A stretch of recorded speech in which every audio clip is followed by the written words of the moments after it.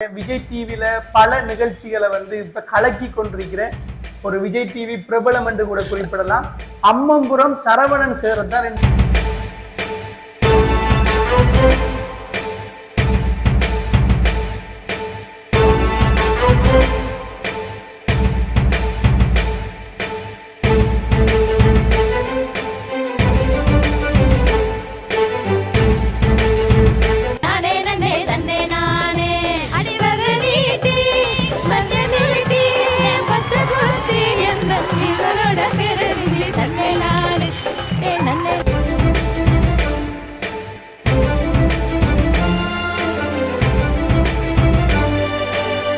இப்ப இங்க நிக்கிறதுல நான் ஒருத்தருக்கு பயங்கர ஃபேன். அது இது ஷோ பார்த்துதான் ஒரு கை கொடுத்துக்கிட்டுமா?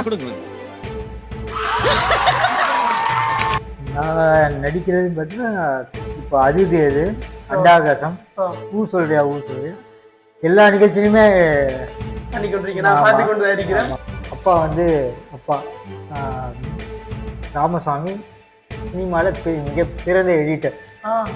கலங்கிய ஒளி இளமை மூஞ்சால் அடிக்கிறது, அப்புறம் அர்ஜுன் சார் நடித்த கர்ணா அதான் கடைசி படம்.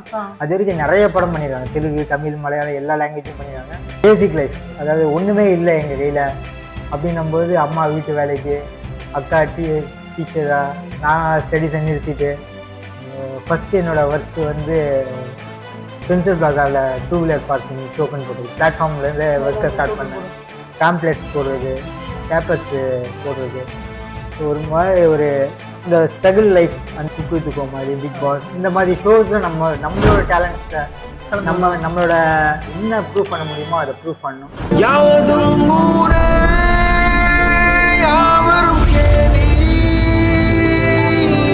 யாதுமூரே யாவரும் கேளிர். தமிழ் பேசக்கூடிய மக்கள் அனைவருக்கும் இனிமையான ஒரு வணக்கம். உங்களுக்காக இன்றைய தினம் நாங்க விஜய் டிவில பல நிகழ்ச்சிகளை இப்ப கலக்கி கொண்டிருக்கிற ஒரு விஜய் டிவி பிரபலம் என்று கூட குறிப்பிடலாம். அம்மம்புரம் சரவணன் சேரத்தான் இன்றைக்கு நாங்க ஒரு காணொலியில அவரை பற்றிய பல விடயங்களை உங்களுக்கு நாங்க தெரிவிக்கிறதுக்காக இந்த காணொலியை கஷ்டப்பட்டு சேர கண்டுபிடிச்சு இந்த காணொலியை உங்களுக்காக நாங்க வழங்குறோம். அதால கட்டாயம் இந்த காணொலியை முழுமையாக பாருங்க.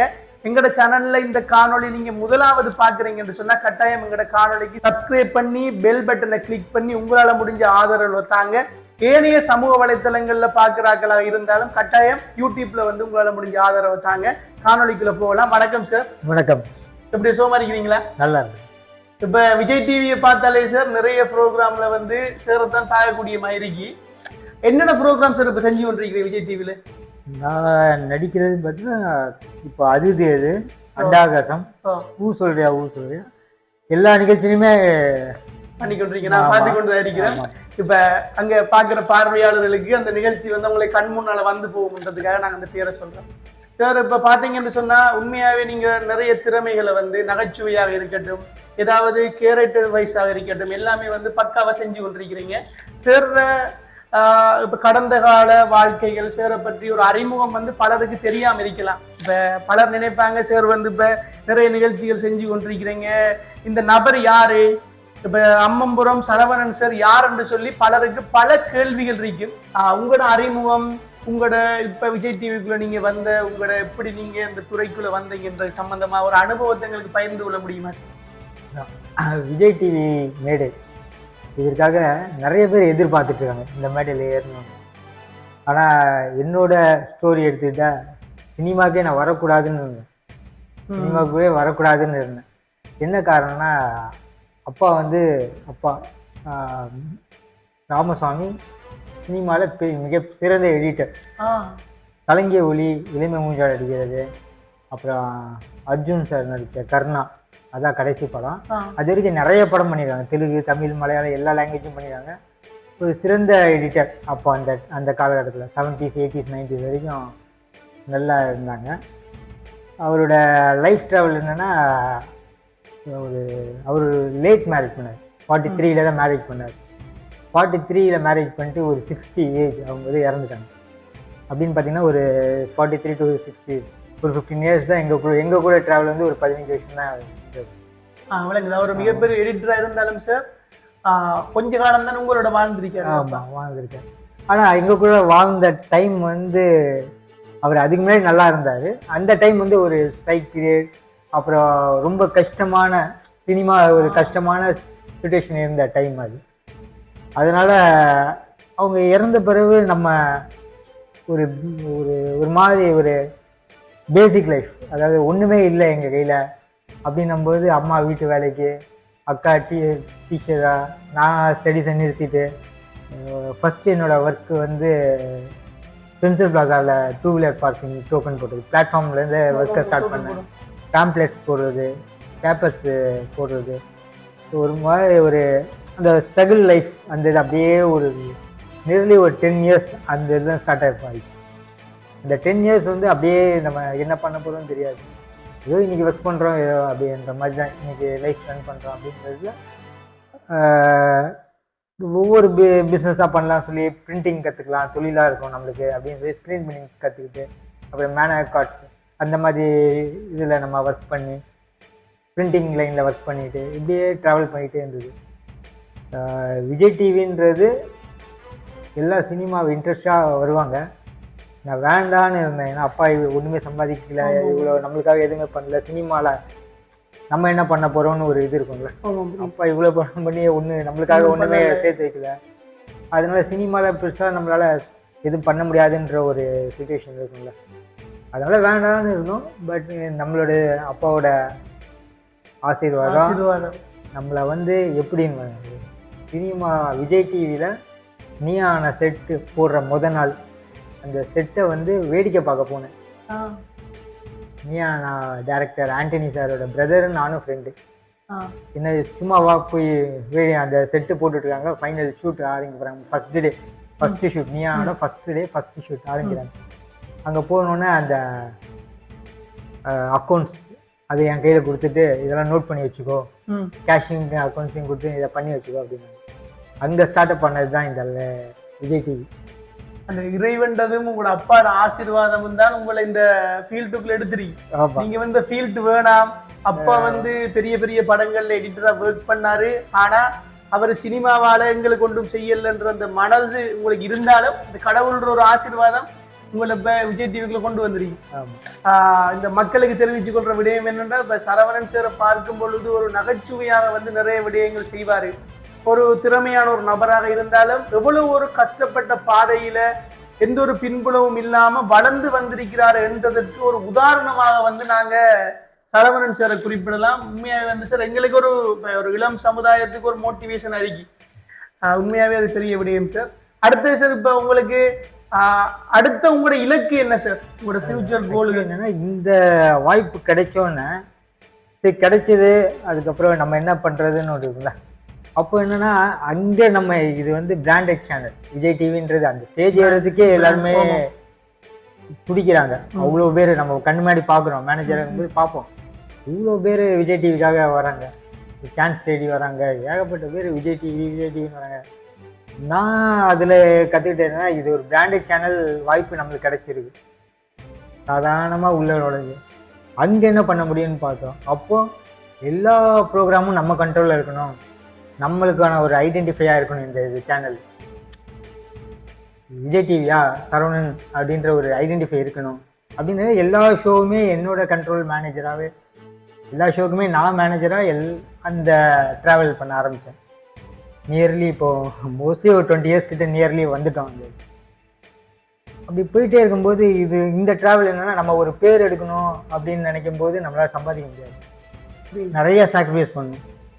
நம்மளுக்கு இது வந்து எப்படின்னா, நான் மந்த்லி சேலரிக்கு ஒர்க் பண்ணல, ஃப்ரீலான்சராக ஒர்க் பண்ணுறேன். எல்லா ஷோவுக்குமே ஃப்ரீலான்சராக ஒர்க் பண்ணுறேன். ஃப்ரீலான்சரோட ட்ராவல் வந்து ரொம்ப கஷ்டம். ட்ராவல் பண்ணுறது இன்னைக்கு வேலை இருக்கும், நாளைக்கு வேலை இருக்கும், தினக்கூலி மாதிரி. புரியுது சார்.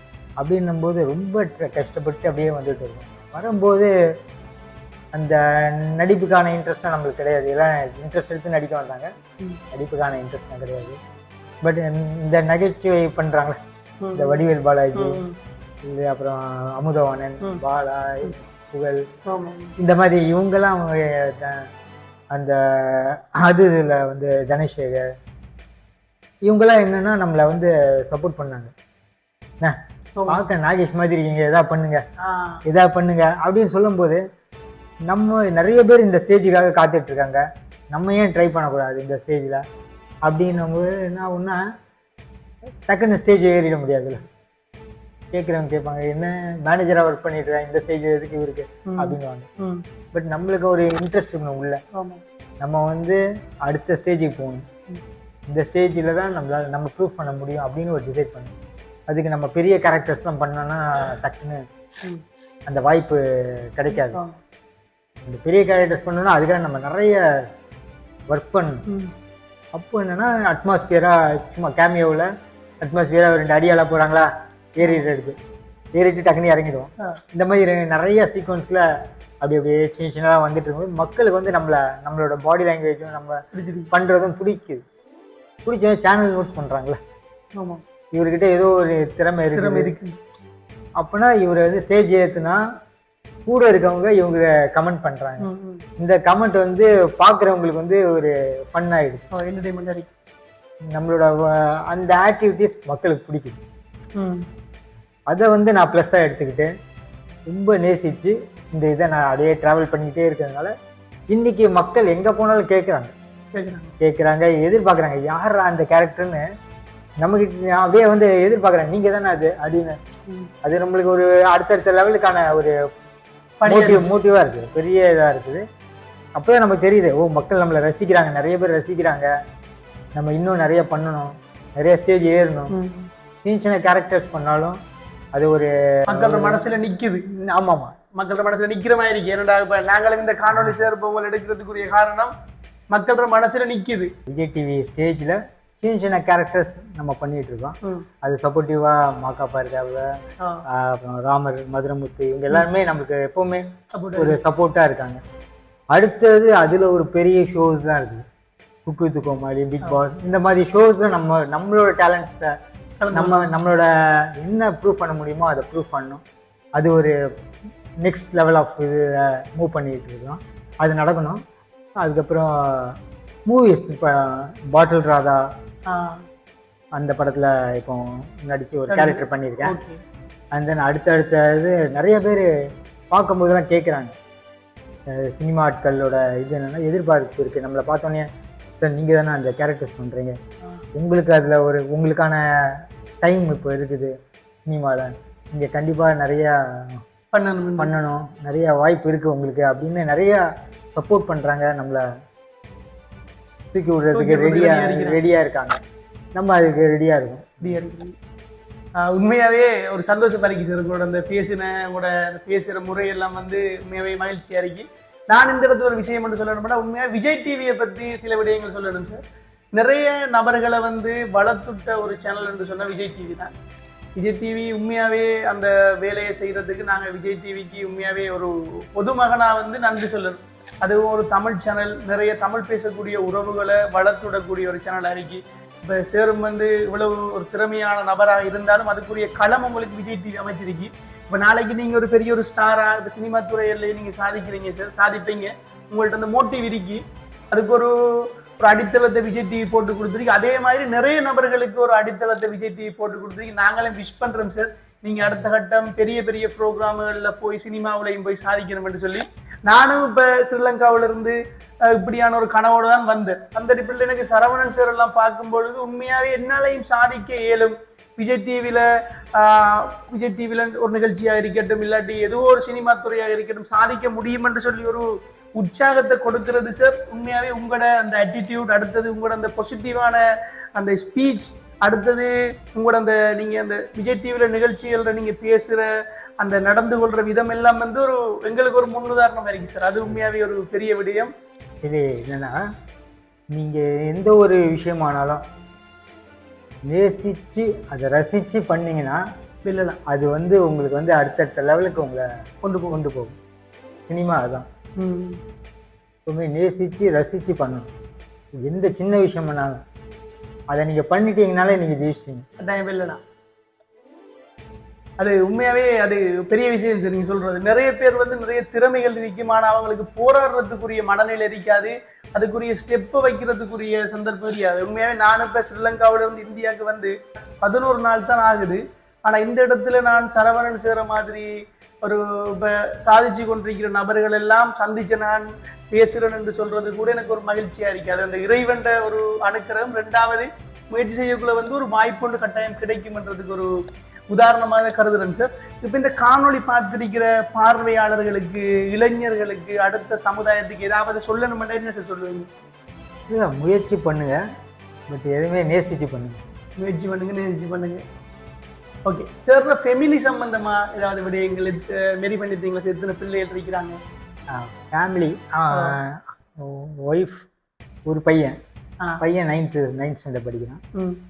இப்போ அவங்க வந்து இப்போ நான் ஆக்சுவலி நேட்டிவ்ல அவங்க இருக்காங்க, நான் சென்னையில் இங்கே இருக்கேன். ஆக்சுவலி என்ன ரீசன்னா அவங்க எனக்காக சாக்ரிஃபைஸ் பண்ணுறாங்க. ஏன்னா நான் வந்து இப்போ அவங்க அங்கே இருந்தால் தான் நான் இங்கே கொஞ்சம் ஃப்ரீடமாக இந்த வாய்ப்புகளை தேடவும் முடியும், அடுத்தடுத்த இடத்துக்கு நகர முடியும். அர்ப்பணிப்போட பயணிக்கிறதுக்கு அவங்களோட தியாகமும் ஒரு காரணம். ஆமாம், நீ வந்து வைஃப் அவங்களுக்கே தெரியும் இங்கே இருந்தோன்னா என்னன்னா இப்போ ஆக்ட் பண்ண ஆரம்பிச்சிருக்கோம். இதுக்கு வந்து எப்படின்னா நம்ம இங்கே டைமிங்ஸு, ட்ராவலு, இந்த மாதிரி விஷயங்களும் ஃபேமிலியும் நம்ம ரொம்ப ப்ரெஷர்ஸ் கஷ்டம். இப்போ அங்கே இருக்கும்போது என்னென்னா அவங்களுக்கு தேவைகள் பார்த்துக்கிறோம், இருந்தாலும் இது ஒரு பெரிய சப்போர்ட் தானே. அதுதான் உங்களோட குடும்பம் உங்களுக்கு ஒரு சப்போர்ட் சார் இந்த நிலைமைக்கு வாரத்துக்கு.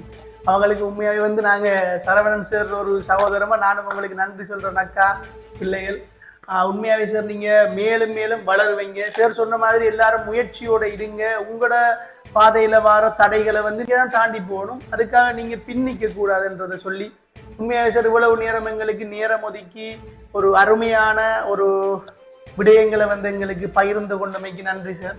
உண்மையாக மன மகிழ்ச்சியாக இருக்கு. இது போல சரவணன் சாரை பற்றி நிறைய விடயங்கள் இருக்கு. நாங்கள் ஷோர்ட்டாக இந்த காணொலியை போடுறோம். நாங்கள் பாகம் 2 மாதிரி போட்டு சேர்ற பல விடயங்களை வந்து உங்களுக்கு நாங்கள் தெரிவிக்கலாம். உண்மையாகவே மன மகிழ்ச்சியாக இருக்குது. இறைவன் ஆசி நிறைய நல்ல உள்ளங்களை வந்து இந்த தமிழ்நாடு எனக்கு தந்திருக்கு என்று சொன்னால் அதில் மாற்று கருத்து இல்லை. மேலும் எங்களோட பயணம் தொடரணும், அது மாதிரி சரவணன் சேர்ற பயணமும் தொடரணும். காணொளி பார்த்திருக்கிற ஒவ்வொரு தமிழ் பேசக்கூடிய உறவுகள பயணமும் சிறப்பாக அமையணும் என்று கேட்டுக்கொண்டு இந்த காணொளிக்கு ஒத்துழைப்பு வழங்கின அனைவருக்கு நன்றி. Saravanan sir, thank you so much sir. இப்பயும் வந்து சேர்ந்து பயணிப்போம். உங்களுக்கு சரவணன் சார்கிட்ட ஏதாவது விடயங்கள் சொல்லணும் சார், ஆக்டிங் உங்களுக்கு பிடிச்சிருக்கா, என்ன கருத்துக்களாக இருந்தாலும் கீழே வந்து நீங்க கமெண்ட்ஸ் பண்ணுங்க. நாங்க அந்த எல்லா கமெண்ட்ஸையும் வந்து சாருக்கு நான் அனுப்புவேன். சார் பாப்பாரு. சாருக்கு விஜய் டிவி செட்டில் போயாவது சாருக்கு நான் காட்டுவேன் கட்டாயம். என்ற சார் வந்து உண்மையாவே நல்ல மனசிருக்கிற ஒரு நபர். எல்லாரும் சந்தோஷமா இருக்கணும், எல்லாரும் வளரணும், எல்லாரும் அடுத்த கட்டத்துக்கு போகணும் என்று நினைக்கிற மனசு எல்லாருக்கும் வராது. அந்த மனசு சேருட்டெருக்கி, அந்த மனசுதான் கடவுள் உறைந்து இருக்கிற இடம் என்று கூட குறிப்பிடலாம். அப்படிப்பட்ட ஒரு நல்ல மனிதர் சார். அவருக்கு உங்களால முடிஞ்ச சப்போர்ட்டை நீங்க கட்டாயம் இந்த காணொலியில பண்ணுங்க. இந்த காணொலியை பகிர்ந்து எல்லாருக்கும் போய் சேரணும். வீழ்வது நாமாயினும் வாழ்வது தமிழாக. நன்றி நன்றி நன்றி. நம்மளோட சேனலை எல்லாரும் சப்ஸ்கிரைப் பண்ணுங்க, அப்புறமா லைக்கையும் போடுங்க.